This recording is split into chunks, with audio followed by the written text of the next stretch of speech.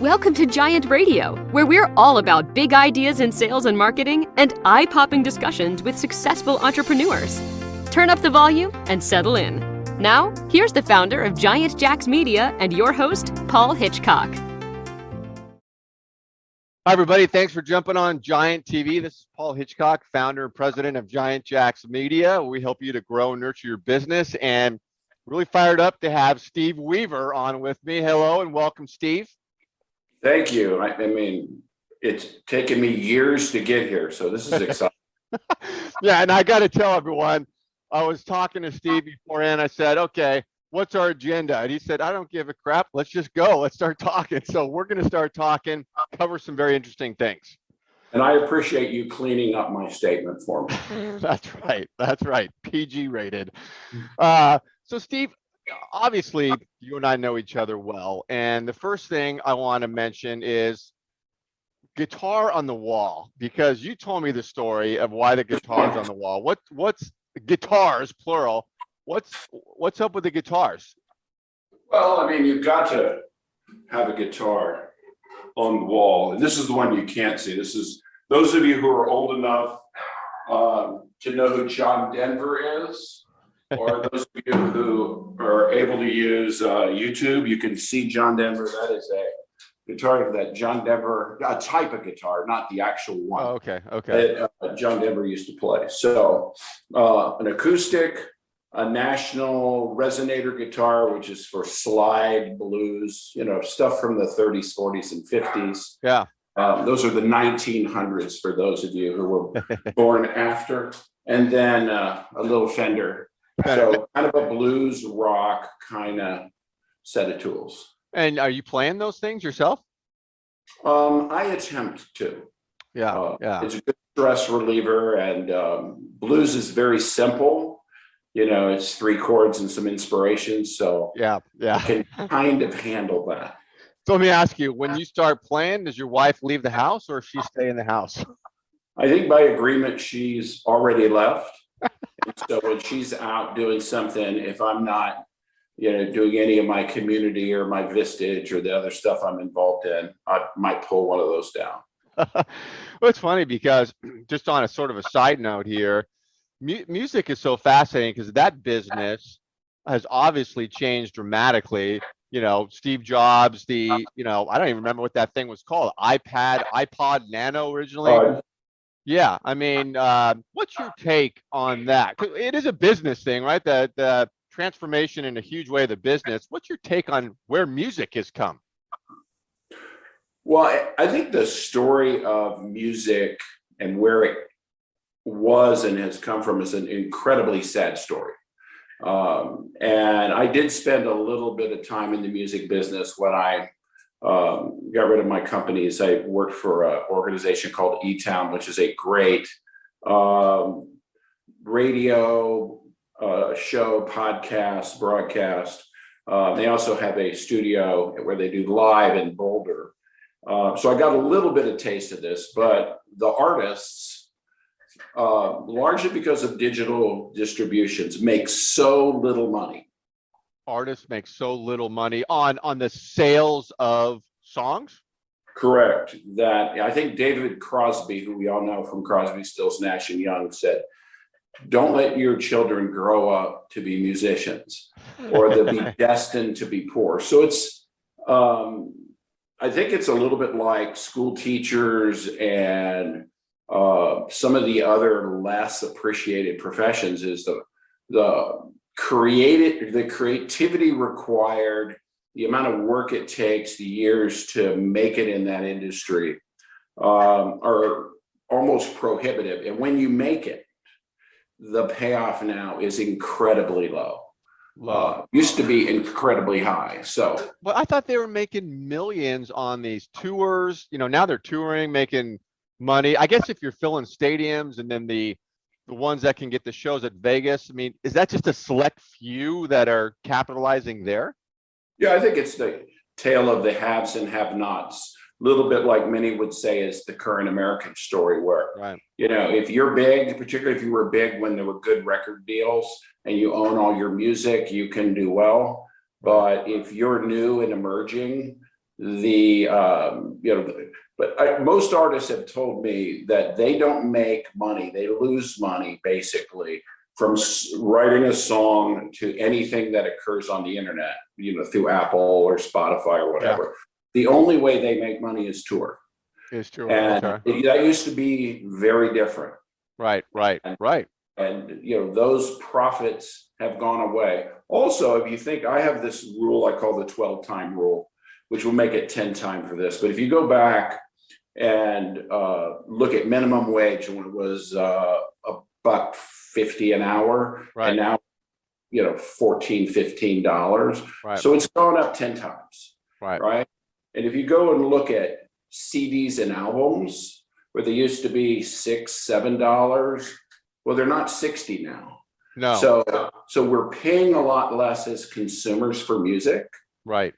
And a lot of that money goes to the distribution house versus the artist. And so cars have gone up more, food has gone up more. I mean, the American consumer has bad deals, if you will, wages versus material items. Music is incredibly cheap. In fact, I buy, and I don't mind admitting it, is hypocritical as this may be to what I know is true, but I spend less than $15 a month and I get all the music in the world, on Apple for my wife and I. Right. Oh yeah. Which is like, we used to buy albums that were $20.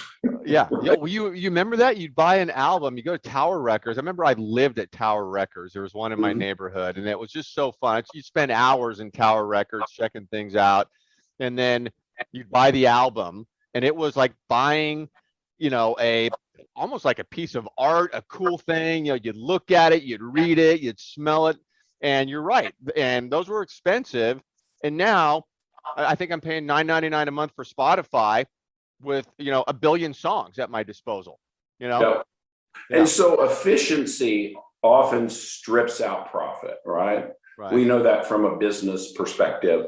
And you've got to create differentiated value in order to create larger margins. A great bottle of wine that people are interested in paying more than for an average bottle of wine. Music is almost a commodity now. You can't charge more for a fabulous song. That's right. But it's interesting because you mentioned things going up in value, and I was trying to think of, okay, there's the other side of it where things have come down in value. I mean, computers are a great example. I remember when the top 2 computer manufacturers in the world were Commodore and Atari, not that long ago. And now, TVs, computers, you go to TV. Remember when TVs were $2,000 and now you can buy one for $150? So isn't that a good development in some way or no? Well, I can't speak to computers because I've always had an Apple. My first computer was an Apple IIc. Then I've owned Macs. Yeah. And I have a Mac sitting here, and I'm filming this on an iPad. So Apple's expensive. Right. And I just talked to one of my Vistage members this morning who was lamenting his Dell laptop that he just bought and it was all messed up. And I said, well, if you trade it in and can get credit, I said, buy a Mac. It's much more expensive, and there are limits to Macs. They're not perfect, but they're incredibly dependable, and they're intuitive. Yeah. And so I think, and I think that's a great analogy because it's better from a consumer perspective, so you can charge more. Yeah. Right. I mean, a new good Mac's $3,000 plus. Yeah. It's not an $800, Chromebook or some such thing. Yeah. I don't know about those because I've never really bought one. So right. Yeah. So you mentioned Vistage. You're talking to your Vistage member. Tell me about what's going on with you and Vistage and what you're doing there. Well, I'm kind of a weird Vistage person in that I'm at beyond the end of my career. So I do work with Vistage to sort of give back, and frankly, it allows me to interact with, little less than 30, 25 to 27 CEOs right. that I get to select, get to know, help, and maintain a relationship with. So that's very, very personally satisfying. So I have one CEO group. I have one group called a trusted advisor group, which are generally smaller companies that sell to CEOs and help them with solutions. And so there's a lot happening in their companies. Yep. But for me, I do my best to help each one of them with what they need in order to succeed. How is that? What's the execution of that? You have group meetings with your CEOs, one-to-ones, and are you more of a listener? Are you going in there and giving advice? Like how does it all come together? I think the crux of being a good Vistage chair is being able to figure out the right question to ask versus the right advice to give. And trying to really understand what is driving a particular issue. If there a limiting belief, you just can't see around, what it is that the individual needs. And Vistage by its nature is essentially myself, but a group of CEOs and owners who all see things slightly differently. Right. And when we work a problem, magic happens because you get all of them helping you. And so there's a almost spiritual piece of it, right? What attracts me. There is a great sense of fulfillment by the group in that they know they've got this band of brothers and sisters who can help them. I mean, I was taking a survey right before this conversation with an organization. It's called Heroic. Optimize.me is their website. Right. And I'll talk about that in a minute. But one of the questions is that I am surrounded by people who care about me and help me live a better life. Mm-hmm. And I was completely yes. Mm-hmm. And if I weren't Vistage chair and I didn't have that, if I was just retired and playing bad golf and guitar badly, I could probably still say that, but life is so much more rich, right? For being able and being privileged really to partner with those individuals. So I'm not one of these, and in people who know Vistage, I mean, there's people have 2, 3, 4, 5, 6 groups, and it's almost like a business. In my case, it's almost like a church. In fact, a lot of my members call it business church. No, knowing you, it doesn't surprise me. I mean, you really come across as someone who gets dialed in to the individuals you're working with and listening, locked in. So obviously you're getting a lot out of it yourself, and it seems pretty amazing. Well, when I was a Vistage member, which I had been a member for a fair amount of times, even before it was called Vistage, it was called Tech. Tech, right. Yeah, and so back then, I can remember situations where my arrogant little young self thought I knew everything, and I went in and I laid out my plan, and it came out very different and generally better. Yeah. A couple cases, we saved millions of dollars doing something that we would, if we'd done it without a peer review, we would have spent more. And so I think it teaches you humility and an appreciation for the opinions of others. And, so that's something I strive for. We're all trying to live the best possible life we can, contribute to others, give back, make a positive impact on each other and the planet. And I think Vistage kind of fits there. It's part of what it does. Right. At the highest case. Some groups may not, but it is my hope they all do. Well, do you and your members, when you're not in those meetings and everyone goes their separate ways, are you still ingrained with each other? Are people talking to each other, stuff going on, communication? Yeah, I mean, at the very base, we have a Slack channel. Oh, okay. For each group has one.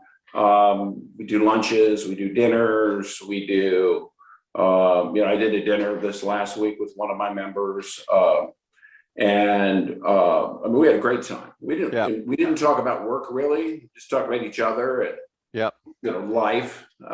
So it's not just business, but Vistage isn't just business. It's about can we be better? So we make better decisions and create better results. So that better leader, better human, better citizen, better boss, better whatever it is all in play. Yeah. And there's you got to be real in your situation. They show up. I mean, you can't be quiet, be the flower in the corner, right? I mean, people got to step up and be candid and be open about strengths and weaknesses. Is that a fair statement? Yeah, and I think Vistage Groups are a reflection of the chairs who lead the Vistage Groups, facilitate them. We select our members. Right. So there are some chairs who inherited some from others, but in my case, every person I picked, and I keep statistics. So I will talk to 103 Tucson, Arizona area CEOs for every one that I will offer a spot.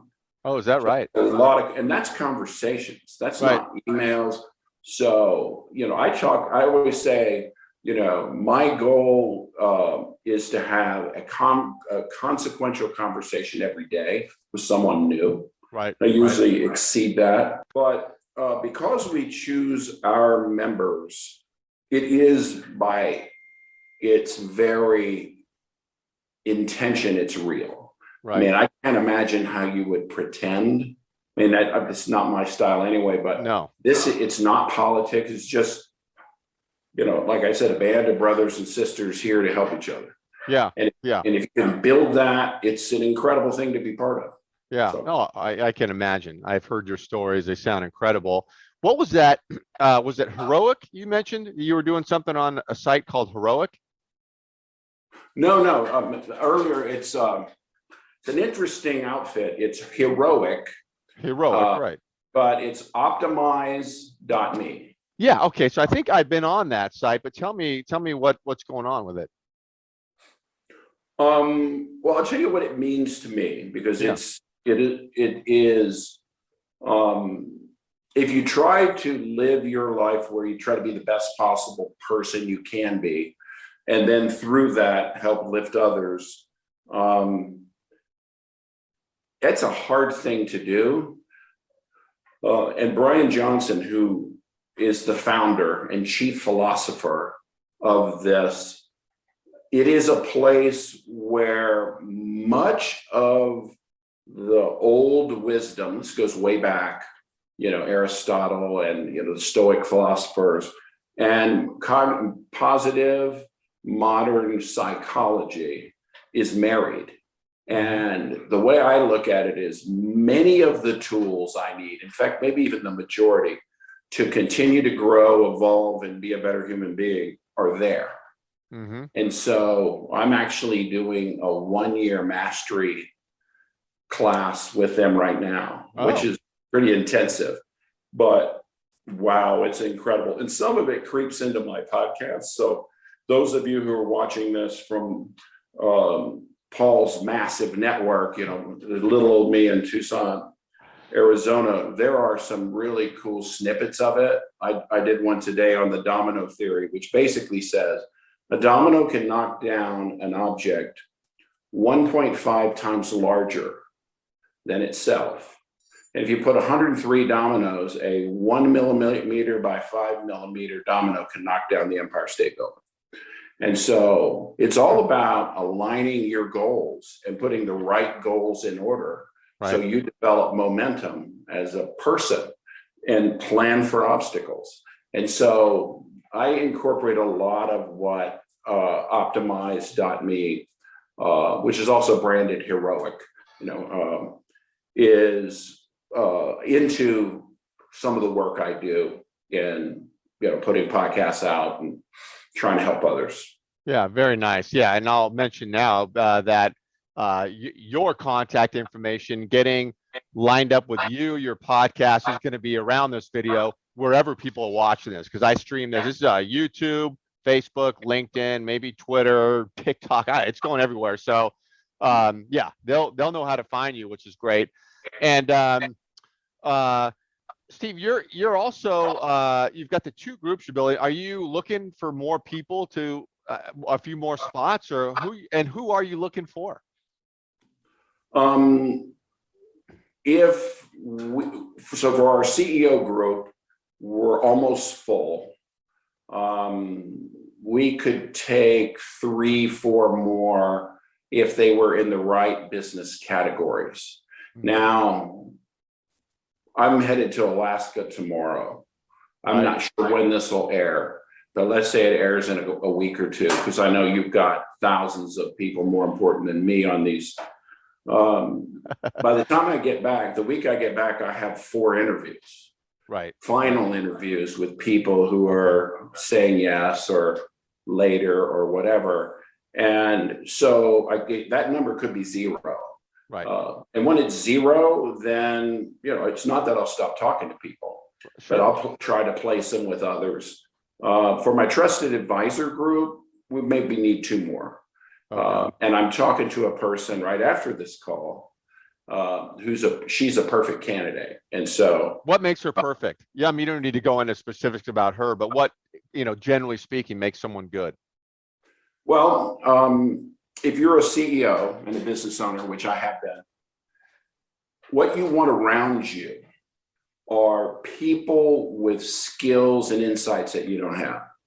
And so a trusted advisor group, is made up of, I have an EOS implementer. I've got a person who can help you reduce costs and do it in what we call non-emotional expenses, and we'll find them for you. I've got a marketer, I've got an attorney, I've got an insurance agent. I keep turning here. So all around you. So this person is a banker. Okay. And she's referred by my institutional lender who provides capital. So it's non-competitive, yet they're in similarly adjacent businesses. So, so I run all my members all my prospective members by my current ones to make sure fit. And in this case, she comes as a recommendation from a member who's in a similar business that could be called competitive. Right. Well, if you get the industry right, the business right, doesn't the personality matter too? Because you can get someone who just could destroy the group with their personality, couldn't you? Sure. Oh, sure. Yeah. I mean, so fit is key. And, Vistage is full of lifelong learners.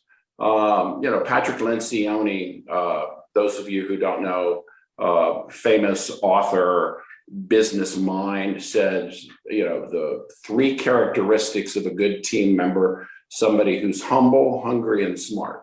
Smart is how you work with people. Hungry is you're hungry for the organizational goal, not for personal acclaim or individual goals.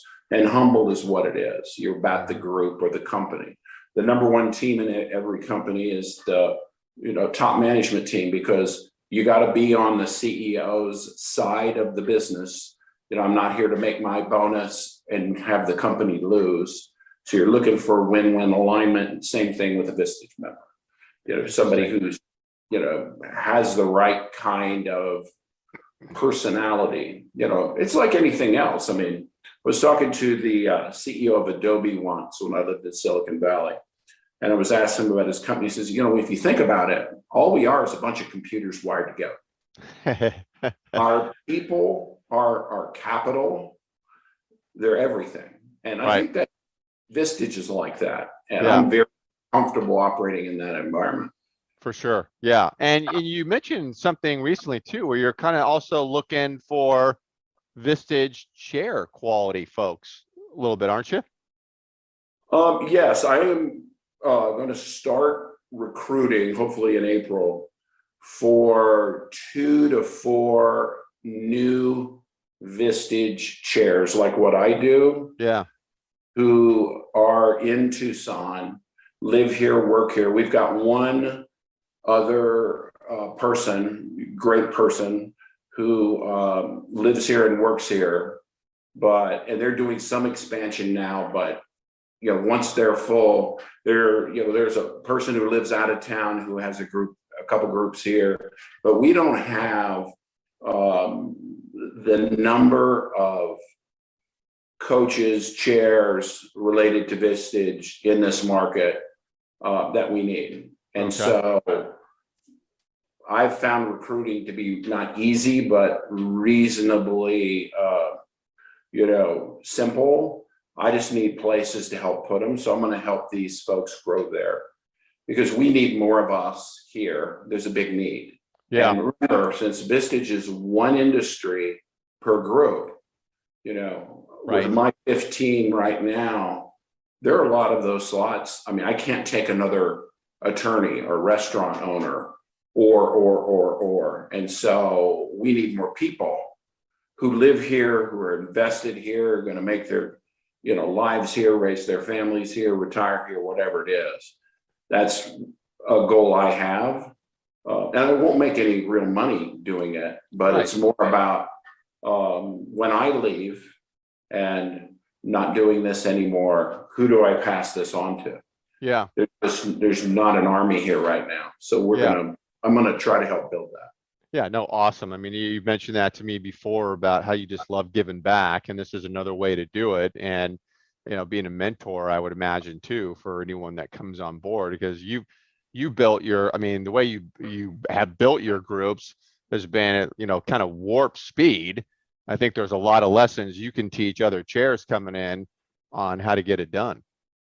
Well, if you think about it, if you're a business owner right now, so we already had the difficulty of running a business, which is brutally, brutally complicated. Then we had a pandemic, which is kind of interesting, right? Yeah. It shut us down, masks, Yeah. all the lawsuits. A little bit going on, yeah. So then we had the Great Resignation. We've added that. We've got supply chain issues. Oh, and we've got inflation, and we have global conflict and the threat of nuclear war. So who wouldn't want to have a peer group to work with to help us through this? Oh my God, or a therapy session at least, Well, if you're navigating that world in which right. everybody here in Tucson who owns and runs a business is complicated, yep. Man, it's really nice to have some folks around you to talk about that. Yeah, To where you can vent. I mean, we had a member who shared their feelings about all of what I just said. And while it wasn't pretty, everybody felt the same way. And Hell yeah. Yeah, we've got to figure this out. So I've altered some content. We're doing some work to try to get as much as we can that's new and happening in front of our groups. But I think building a group today probably is easier because, who wouldn't be looking for allies right now? Absolutely. Well, very interesting. And I want to end it with just to mention, because I found it so interesting, of the god awful race that you're participating in coming up here. What are you doing again? What's that thing called? It's called a death run or something. God awful? It looked god awful. The exercise there, it looked hard. What is that? Well, first, I think we need to talk a little bit about mindset because the key to success in life is mindset. Mindset, yeah. So it's all about approach, and this is a Spartan race. And a Spartan race is simply a metaphor for life, right? Right. It's a 5K in my case, so it's pretty simple. Mm-hmm. But I'm not the youngest person you'll ever meet. But 5K is about a little over 3 miles, so it's not bad. Mm-hmm. We could do 3 miles together. Yep. But there's 20 obstacles along the way, just like life. Right? Yeah, just a little side note. It's not 3 miles straight running. It's 3 miles with 20 obstacles. Well, it'd be way too boring. But if you live by, there's 2 sayings that I believe strongly in. First, no pressure, no diamonds. And this comes out of Optimize. This is one of Brian Johnston. So if you're not confronted by pressure, you're not going to be tested. Right. And the way you respond to pressure is to put pressure back and create a diamond. So Spartan racing is a great exercise in that as a human being. The other side of it is obstacles make you stronger. If you think about it, if you take a candle, like a birthday candle, you light it, you can blow it out easily. But you light a bonfire and a wind's going to make it bigger. So you have to get your personal intensity bonfire size and not react to things, be what we would call anti-fragile, bring it on. Yeah. Obstacles make me stronger. Then a Spartan race is really just a nice sort of amble through the park. Oh man, I love it. I love it. I love the analogy. That's great. Yeah. Yeah. So if anybody wants to Google it, the Spartan website is just about the most fun. And hopefully they won't find it as god awful, the death race or whatever you said, but it's certainly entertaining. And there's some amazing athletes. You want to talk about real athletes? Big time. Who pay to do this, they don't get paid. No. It's there. It's the real deal. I watched YouTube videos on that thing. It's pretty spectacular. Awesome stuff. Steve, obviously you and I could talk for hours. Interesting stuff. Thanks for doing this. Appreciate it. Thanks everybody for coming on again. Got to get a hold of this guy. His information's around this video, either up here or down here, depending on where you're watching it. And Steve, maybe over here somewhere. I don't know. But thank you, and we'll see you again soon. All right. Good talking to you. Okay.